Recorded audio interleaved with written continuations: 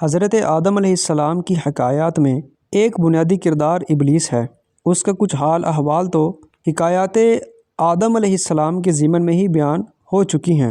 اب ہم مزید اس بارے میں کچھ کلام سنیں گے۔ ابلیس کو حضرت آدم علیہ السلام کی تخلیق سے بہت عرصہ پہلے ایسی آگ سے پیدا کیا گیا جس میں دھواں نہیں ہوتا، جیسا کہ ارشاد باری تعالیٰ ہے، اور ہم نے اس سے پہلے جن کو بغیر دھویں والی آگ سے پیدا کیا۔ دوسری جگہ ارشاد فرمایا، اور اس نے جن کو بغیر دھویں والی آگ کے خالص شعلے سے پیدا کیا۔ حضرت قتادہ رضی اللہ تعالیٰ عنہ فرماتے ہیں، الجان سے مراد ابلیس ہے۔ لفظ الجان سے مفسرین کے مزید اقوال بھی ہیں۔ ابلیس نام کا سبب، پہلے سریانی زبان میں اس کا نام عزازیل اور عربی زبان میں حارث تھا۔ جب اس نے حکم الہی سے انکار کیا تو اس کا نام ابلیس ہوا، جس کا معنی یہ ہے بھلائی سے دور ہونا اور رحمت الہی سے نا امید ہونا۔ اس کا ایک نام شیطان بھی ہے، جس کا معنی ہے حق سے دور ہونے والا، ہلاک ہونے والا اور جل جانے والا۔ مردود ہونے سے پہلے ابلیس کی عبادت اور اس کا مقام و مرتبہ کیا تھا؟ حضرت کعب الاحبار رحمۃ اللہ علیہ فرماتے ہیں، ابلیس لعین 40,000 سال تک جنت کا خازن رہا اور 80,000 سال تک فرشتوں کے ساتھ رہا۔ 20,000 سال تک اس نے فرشتوں کو وعظ کیا، 30,000 سال تک کروبین فرشتوں اور 1,000 سال تک روحانین فرشتوں کا سردار رہا اور 14,000 سال تک عرش کے گرد طواف کرتا رہا۔ آسمان دنیا میں اس کا نام عابد، دوسرے آسمان میں زاہد، تیسرے آسمان میں عارف، چوتھے آسمان میں ولی، پانچویں آسمان میں متقی، چھٹے آسمان میں خازن اور ساتویں آسمان میں عزازیل لکھا تھا، اور لوح محفوظ میں اس کا نام ابلیس لکھا تھا، اور یہ اپنے انجام سے غافل تھا۔ ابلیس اس قدر عبادت گزار اور اتنے اعلیٰ مقام پر فائز ہونے کے باوجود اللہ تعالیٰ کی خفیہ تدبیر کا شکار ہوا، اور اللہ تعالیٰ کی نافرمانی اور اس کے مقرب بندے حضرت آدم علیہ السلام کی بے ادبی میں مبتلا ہو کر اپنی عبادت و ریاضت کا ثواب بھی ضائع کر بیٹھا، مقام و منصب سے بھی محروم ہوا اور ہمیشہ کے لیے عذاب جہنم کا حقدار ٹھہرا۔ منقول ہے کہ ابلیس کا یہ انجام دیکھ کر حضرت جبریل، حضرت میکائیل علیہ السلام رونے لگے، تو رب تعالیٰ نے سب کچھ جاننے کے باوجود دریافت فرمایا، تم کیوں روتے ہو؟ دونوں نے عرض کی، اے ہمارے رب، ہم تیری خفیہ تدبیر سے ڈرتے ہیں۔ ارشاد فرمایا، تم اسی حالت پر رہنا، یعنی کبھی بھی اللہ تعالیٰ کی خفیہ تدبیر سے بے خوف نہ ہونا۔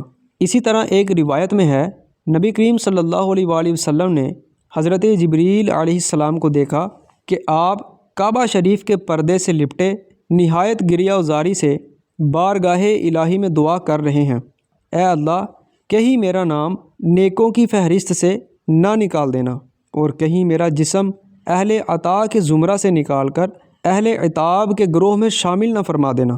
جب گناہوں سے معصوم اور بارگاہ الہی کے مقرب ترین فرشتے اللہ تعالیٰ کی خفیہ تدبیر سے اس قدر ڈرتے ہیں تو گناہوں میں ڈوبے ہوئے مسلمان کو تو کہیں زیادہ ڈرنا اور اپنے انجام کے بارے میں فکر مند ہونا چاہیے۔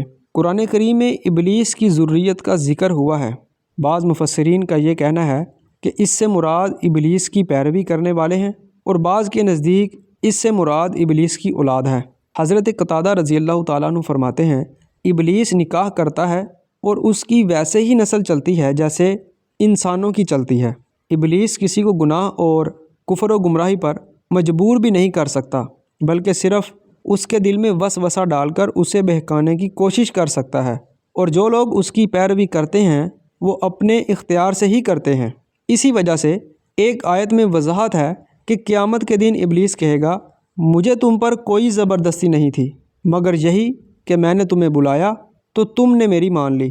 جو خود ہی اس کی طرف مائل ہوتا اور اسے اپنا دوست بناتا ہے، وہی اس کے وسوسوں کا اثر قبول کرتا ہے، جیسا کہ اللہ پاک نے ارشاد فرمایا، بے شک اسے ان لوگوں پر کوئی قابو نہیں جو ایمان لائے اور وہ اپنے رب ہی پر بھروسہ کرتے ہیں۔ اس کا قابو تو انہی پر ہے جو اس سے دوستی کرتے ہیں اور وہ جو اس کو شریک ٹھہراتے ہیں۔ لہٰذا اس فریبی سے ہر مسلمان کو ہر وقت ہوشیار رہنے اور اس کے بہکاوے میں آنے سے بچنے کی سخت ضرورت ہے۔ شیطان اور اس کے پیروکار، چاہے وہ انسان ہو یا جنات، سبھی جہنم میں جائیں گے اور اللہ تعالیٰ ان سے جہنم کو بھر دے گا۔ حدیث پاک میں ہے، حضور اکرم صلی اللہ علیہ وآلہ وسلم نے ارشاد فرمایا، جہنم اور جنت میں مباحثہ ہوا تو جہنم نے کہا مجھ میں جبار اور متکبر لوگ داخل ہوں گے۔ جنت نے کہا مجھ میں کمزور اور مسکین لوگ داخل ہوں گے۔ اللہ تعالیٰ نے جہنم سے فرمایا تم میرا عذاب ہو، میں جس کو چاہوں گا تمہارے ذریعے عذاب دوں گا۔ جنت سے فرمایا تم میری رحمت ہو، میں تمہارے ذریعے جس پر چاہوں گا کرم کروں گا اور تم میں سے ہر ایک کو پر ہونا ہے۔ یاد رہے کفار ہمیشہ دوزخ میں ہی رہیں گے اور جو گنہگار مومن دوزخ میں جائیں گے وہ عارضی طور پر وہاں رہیں گے۔